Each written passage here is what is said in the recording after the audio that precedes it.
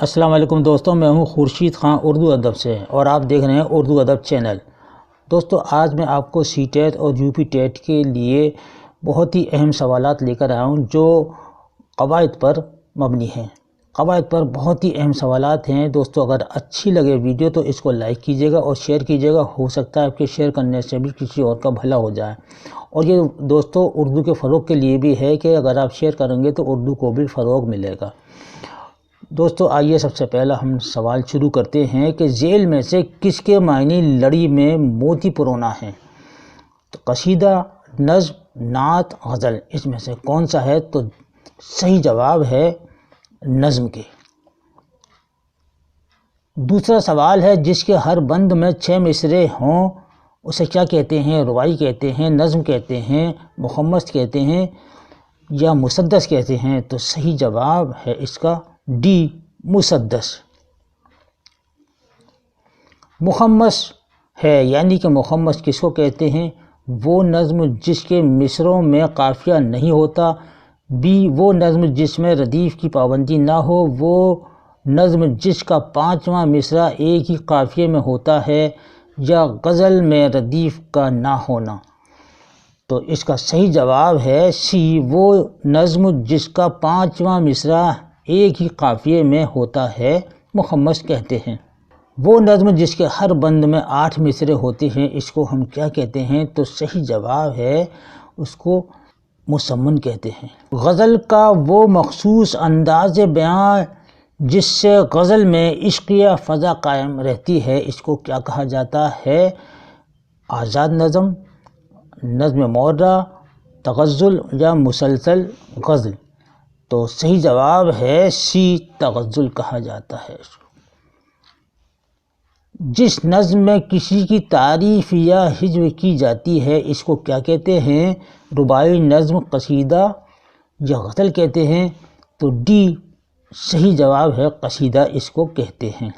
ذیل میں سے قصیدے کے اجزائے ترکیبی ہیں تشبیب، گریز، مدح، یہ سبھی۔ تو صحیح جواب ہے کہ یہ سبھی ہیں قصیدے کے اجزائے ترکیبی۔ ذیل میں سے دعا کا تعلق نعت سے، قصیدے سے، حمد سے یا مرثیے سے ہے؟ تو صحیح جواب ہے اس کا بی، قصیدے سے۔ وہ نظم جس میں کسی قصے کو مسلسل ربط و بحر کے ساتھ بیان کیا جاتا ہے اسے کیا کہتے ہیں؟ آزاد نظم کہتے ہیں، نظم معرہ یا مرثیہ یا مثنوی کہتے ہیں اس کو؟ تو صحیح جواب ہے اس کو مثنوی کہتے ہیں۔ جذبات نگاری کس صنف کی اجزائے ترکیبی ہے؟ مثنوی، نعت، مرثیہ یا قصیدے کی ہے؟ اے، مرثیہ۔ تیسرا سوال ہے جس نظم میں کسی مرنے والے کے لیے رنج و غم کا اظہار کیا جائے اسے کیا کہتے ہیں؟ تو آپ کو یاد ہوگا اس کو مرثیہ کہتے ہیں، یعنی کہ جس میں مرنے والے کی خوبیاں بیان کی جاتی ہیں، بیان کر کر کے رویا جاتا ہے، اس کو ہم مرثیہ کہتے ہیں اس نظم کو۔ رخصت آمد جنگ بین کا تعلق کس صنف سے ہے؟ تو یہ سب آپ کو معلوم ہے کہ یہ مرثیے سے ہے، یہ ڈی والا آپشن بالکل صحیح ہے۔ پہلا، دوسرا اور چوتھا مصرع ہم قافیہ اور ہم ردیف ہوتے ہیں، کس میں ہوتے ہیں؟ یہ ہمیں دیکھنا ہے، آزاد نظم میں، پابند نظم میں، وسوقت میں، رباعی میں۔